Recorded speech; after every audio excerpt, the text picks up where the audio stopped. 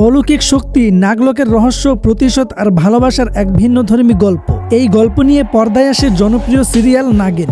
প্রথম সিজনেই দর্শকদের মন জয় করে নেয় এই সিরিয়াল, আর এর কেন্দ্রে ছিলেন মৌনী রয়। তার অভিনয় শিবানিয়া চরিত্র এতটাই জনপ্রিয় হয় যে রাতারাতি তিনি হয়ে ওঠেন টেলিভিশনের অন্যতম বড় তারকা।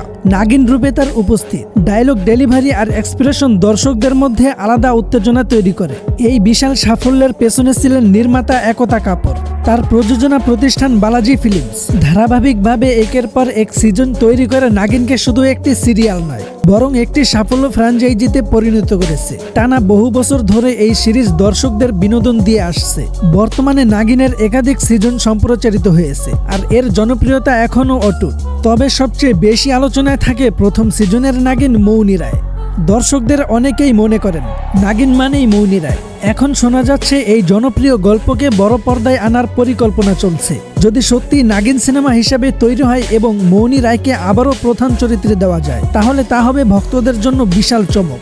বড় বাজেট, আধুনিক ভিএফএক্স এবং আরও বিস্তৃত পৌরাণিক জগৎ, সব মিলিয়ে এটি ভারতীয় সুপারন্যাচারাল ধারার সিনেমায় নতুন মাত্রা যোগ করতে পারে।